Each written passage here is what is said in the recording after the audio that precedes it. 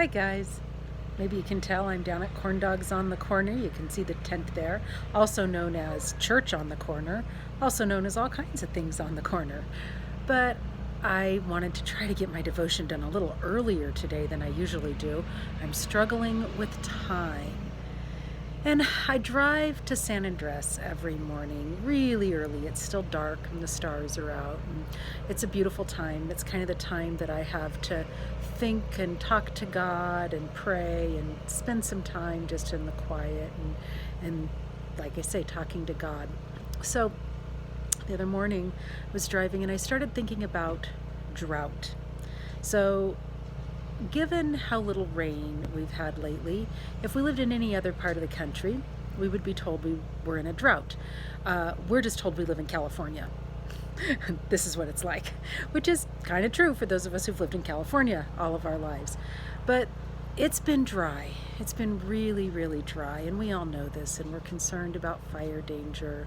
It's really hard to keep things going. You know, I spend a lot of time in the spring and summer working on my gardens, working on my yard, keeping things watered, keeping things lush and lovely. And I'm getting tired of doing that. I'm kind of burnt out. It's supposed to be raining now. I'm not supposed to have to be working so hard to keep everything alive. But I was thinking about farmers and how when droughts come, farmers have to keep working even when it seems like it's pointless, even when it seems like there's not going to be a harvest. They need to continue to keep their land tilled and planted and taken care of so that when the rains do come, the harvest can be abundant and they'll be able to recover from the drought because of all the work they did during the drought. What does this have to do with the devotion? You may be asking, rightfully so. Well, thinking about droughts, I thought about how we sometimes have droughts in our spiritual life. Things just seem dry. Our relationship with the Lord can seem dry.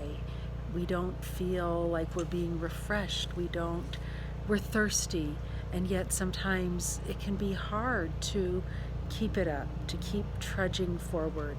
I know kind of at the beginning of this whole pandemic and COVID, I sort of cherished all the time home alone, reading my Bible, praying, thinking about godly things, and I just felt such a refreshment in my soul.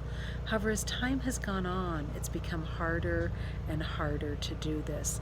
And I'm going to have to stop for a moment because I have a customer. I'll be back.